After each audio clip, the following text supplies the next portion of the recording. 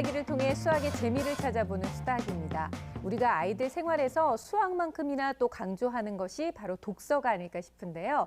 학년별로 또 나이대별로 아이들한테 추천되는 그런 그 필독 도서들이 있는 걸로 알고 있어요. 선생님, 학교에서는 주로 어떤 책들을 추천해 주시나요?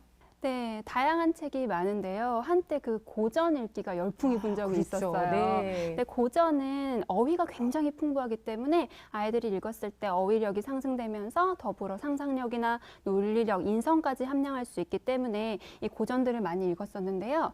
저는 개인적으로 좀 아이들의 생활을 담고 있는 책 있잖아요. 네. 예를 들어서 자존감이라든가 가족 문제, 동생이 싫어요 이런 책들 그리고 네. 왕따 문제를 다루고 있는 이런 책들을 읽으면 아이들이 자기와 너무 비슷한 상황이기 때문에 몰입도 하고 또 공감을 하게 돼요. 네. 그러면서 문제가 해결되는 걸 보면서 기쁨을 느끼고 또 이제 위로도 받게 되거든요. 저 이런 책들도 괜찮은 것 같습니다.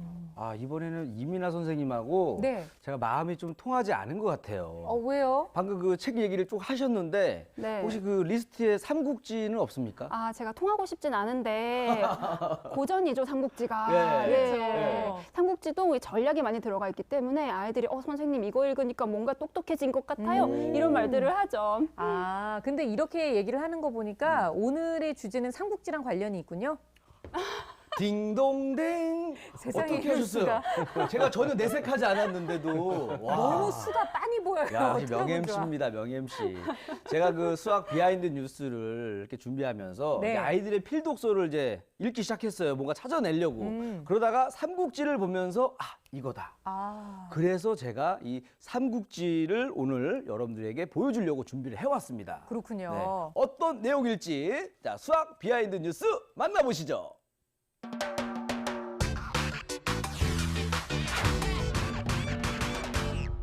한 주 동안 오래 기다리셨죠? 저만 기다렸나요? 네, 수학 비하인드 뉴스 시작합니다. 우리가 인생의 지혜와 교훈을 얻을 수 있는 아주 유명한 역사 소설인 삼국지. 저도 여기서 인생을 많이 배웠습니다. 이 삼국지에 등장하는 인물들은 다양한 전략을 통해 난관을 극복하고 전쟁에서 승리하곤 하는데요. 하지만 치밀하게 전략을 짜고 무기를 만들고 식량도 계산해야 하는 등 생각해야 할 게 한두 가지가 아니잖아요. 수학 터줏대감으로서 감히 한 말씀 드리자면 이 모든 게 수학 실력이 뒷받침되지 않으면 안 된다는 말씀! 삼국지 등장인물 중 전략가면 빼놓고 이야기할 수 없는 인물이 있었으니 바로 총나라의 제갈량입니다. 점점 커지는 위나라 조조의 기세를 막기 위해 손을 잡은 오나라와 총나라. 그러나 한편이 됐지만 위협적일 만큼 뛰어난 지혜를 가진 제갈량을 질투한 오나라의 장수 주유. 결국 제갈량을 없애기 위해 계략을 짜는데요. 바로 열흘 안에 화살 10만 개를 준비해 달라고 한 겁니다. 말도 안 되는 얘기죠. 하지만 요구를 어길 시에는 군법에 따라 목숨을 바쳐야 하니 제갈량은 어쩔 수 없이 명을 따를 수밖에 없는 상황. 그런데 이때 제갈량이 한마디 합니다. 열흘도 많습니다. 사흘 안에 구해오죠.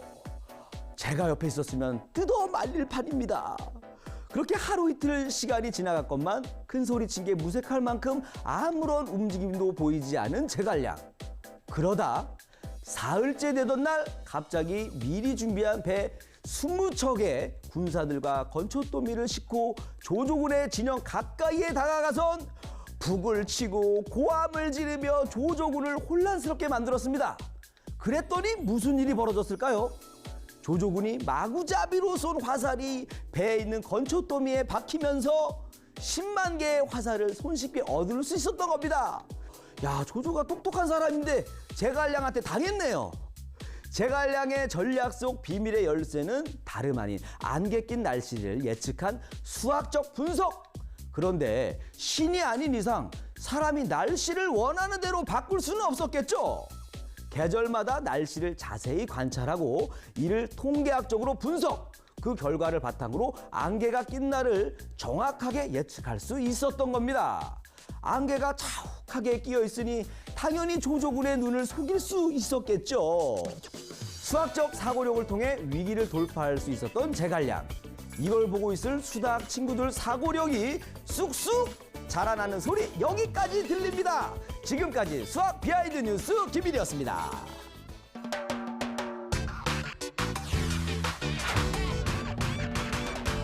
네, 오늘 수학 비하인드 뉴스는요, 삼국지 안에서 등장하는 등장인물들이 수학적 사고력을 통해서 어떻게 위기를 극복해냈는지 또 어떤 활약을 했는지를 함께 얘기 나눠보려고 하는데요. 앞서 소개된 제갈량과 화살 얘기만 들어도 역시 전략과 전술 안에는 수학이 다 녹여져 있구나 이런 생각이 들어요, 선생님. 사실 뭐 전략이라는 게 어떤 사고력이 필요한 내용이잖아요. 어떻게 해서 이기냐, 이렇게 하면 될까, 이렇게 잘합니까? 이런 논리적인 사고력이 필요하기 때문에 매우 중요한 사고력이죠.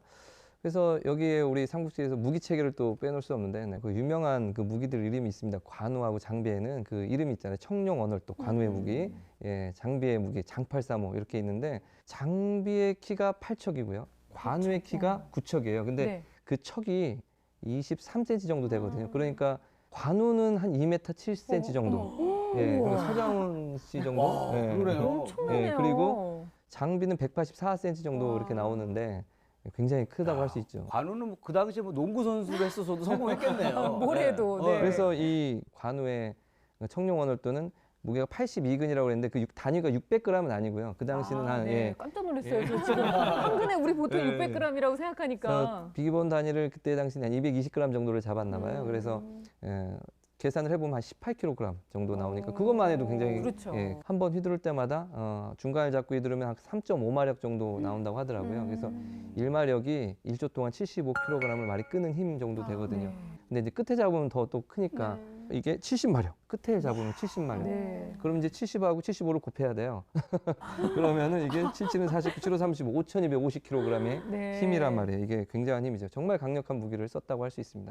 사실 이런 무기들은 자기의 어떤 체격 조건과 그리고 자기가 익숙하게 만들었던 어떤 뭐 창술이라든지 이런 것들과 연관돼 있긴 하겠지만 어쨌든 내가 적을 효율적으로 물질을 내면 어떤 무기를 써야 될까 이런 고민에 의해서 그런 무기들이 나왔다고 할 수 있겠습니다. 네. 저희가 보통 삼국지 하면 어떤 전술을 썼는지 또 지식과 교훈에 대한 이야기를 많이 생각했는데 오늘 얘기 들어보니까 진짜 그 수학적 사고력조차도 키워줄 수 있는 엄청난 명작이군요. 그러니까 제대로 이해하신 거예요. 네. 제가 이런 이유 때문에 오늘 이런 주제를 가지고 나온 하나 겁니다. 잘한 거예요, 지금? 아주 아, 잘했습니다. 네. 아주 칭찬해. 그러니까 우리 엄마들이 네. 유비, 간우, 장비 멋있지? 너희들도 이렇게 멋있는 사람 되려면 수학 공부를 열심히 해야 된단다. 이렇게 얘기를 해주시면 아이들한테도 더더욱 좋은 동기부여가 됩니다. 네. 사실 이 코너는요. 제가 준비했지만 너무 좋은 코너예요. 이건 왜요? 노벨 코너상을 받아요. 수학 비하인드 뉴스. 표정이 동감 안 하시는 아니 갑자기 본인 그 왜 자화자찬을 그렇게 하시는지. 아니, 하고 싶을 때가 갑자기. 됐어. 네. 근데 전략이나 무기 얘기 말고도요. 숨은 수학 이야기를 굉장히 많이 찾을 수 있다고 들었거든요, 선생님. 그렇죠. 일단 유비가 적들에게 쫓기는 일화는 정말 많죠. 한 번은 아주 큰 강을 만나고 아주 그 강이 물살도 아주 거셌단 말이죠. 그런데 이 말은 지쳐 있고 네. 또 나도 지금 지쳐 있고 이 강폭이 너무 넓으면 내가 건널 수가 없을 텐데 그런데 이걸 무사히 건너게 됩니다. 이 강폭을 자도 없는데 내가 건널 수 있는지 아닌지를 가늠할 수 있었다는 거죠. 네. 이제 이런 것을 가늠할 때 아마 삼각형의 합동의 원리를 사용하지 않았을까라고 유추해 볼 수 있습니다. 일단 강을 만났을 때 강 앞에서 말뚝을 박습니다. 네. 그리고 건너가고자 하는 그 건너편에 지점을 정하는 거죠. 그래서 말뚝 박은 곳을 B라고 얘기하고요.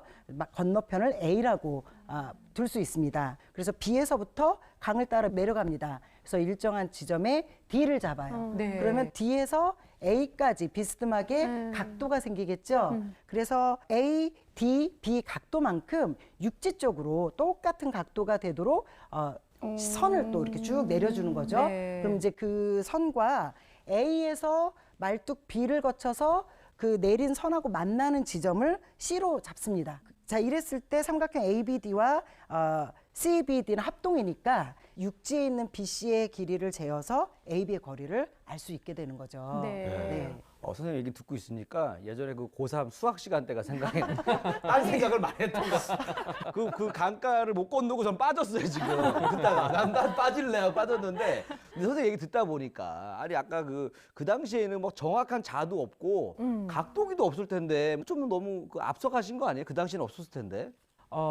그렇진 않죠. 사실 과거에는 각도기가 없이도 필요에 의해서 어느 정도 각도가 필요한지를 주변에 있는 도구들로 재었다라고 해요. 쓰고 있는 투구에 챙이 있잖아요. 네. 그래서 이 챙과 건너편에 있는 강 쪽에 있는 지점이 일직선이 되는 지점을 잡는 거예요. 그러면 고개를 숙여서 강 건너편의 지점과 투구의 챙이 맞닿는 지점을 A라고 둡니다. 그리고 내가 지금 서 있는 지점을 B라고 두는 거죠.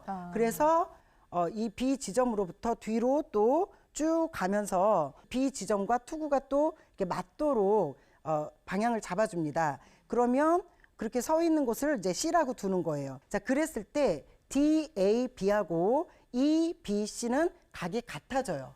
그리고 A, D의 비율과 B, E의 비율, A, B의 비율과 B, C의 비율이 같아집니다. 이렇게 하면서 각의 크기가 같고 그 양변의 길이가 같으면서 삼각형의 또 합동을 네. 바라볼 수 있는 거죠. 근데 이렇게 바라보니까 정말 삼국지를 새롭게 읽을 수 있는 그런 측면이 좀 생기는 것 같아요. 네, 그 군사들 간의 싸움에 있었을 때도 승리하기 위한 지략, 전략도 거의 수학이라고 봐도 무방한데요. 네. 그 한 예를 말씀드리면 위나라의 조조 아시죠? 이 조조의 군사와 원소의 군사가 지루한 싸움을 계속했던 적이 있었어요. 이때 전쟁에 충분히 대비하지 못했던 조조의 군사들이 좀 불리한 상황에 처해지게 되거든요.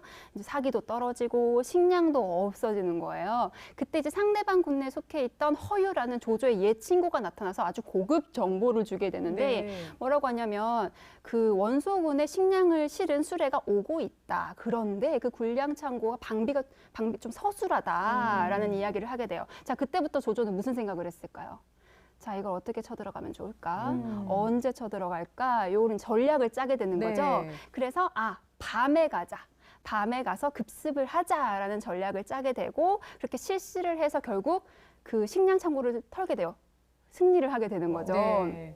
그리고는 그 식량을 아군이 먹을 식량만 남겨놓고는 싹 불태웠다는 그런 이야기도 있습니다. 근데 이거는 좀 수학적 사고력이라기보다는 약간 좀 얍삽하고 치사하고 치졸하고 지저분한 더티 플레이 아닙니까? 네, 좀 그런 느낌도 없지 않아 있어요. 아무래도 전쟁이니까요. 네. 네, 죽고 사는 문제에 있어서 그런 것을 아마 따질 여유가 없었을 것 같고요.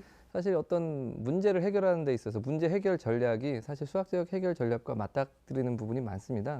첫 번째로 우리 수학 문제 풀 때 문제 이해를 합니다. 어떤 조건이 주어져 있는가, 어떤 각이 주어져 있는가, 어떤 정의를 활용해야 되는가 이런 것들이 있겠잖아요.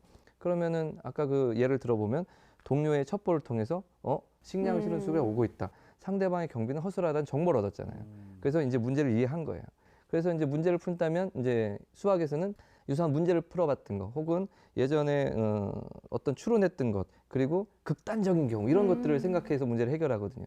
근데 여기서도 마찬가지 어떻게 저걸 칠 것이냐 밤에 칠 것이냐 사람을 몇 명이나 보낼 것이냐 이런 계획을 세우게 되겠죠. 그런 다음에 3단계 이제 그 계획을 통해서 문제를 실행하고요. 여기 또 훔치러 갔었죠. 그리고 4단계 반성. 문제를 풀고 나서 검산도 하고 이제 이걸 어떻게 이해를 할 것인가 이게 검토도 하고 전쟁에서는 가져온 다음에 그 태워버리기까지 하고 우리가 먹는 것을 남기기도 하고 뭐 비슷한 부분이 있습니다. 조금 약간 과장된 부분도 있지만 수학 문제를 푼다. 어떤 전쟁에서 어떤 문제 해결한다. 이런 대치되는 점은 비슷한 점 이런 게 있겠죠. 야, 네. 얘기를 듣고 보니까 그 조조가 수학적으로 얍삽한 사람이에요. 수학적으로 얍삽한 사람이에요. 네. 삼국지 속에서 등장하는 등장인물들의 활약이나 뭐 또 전략들 이런 것들이 전부 다 수학적 사고력을 바탕으로 해서 이루어졌다고 생각하면 삼국지가 좀 읽는 부분에서도 좀 새롭게 다가갈 수 있을 것 같은데요. 오늘부터도 다시 한번 좀 그런 각도에서 삼국지를 다시 한번 읽어보는 것도 나쁘지 않을 것 같습니다.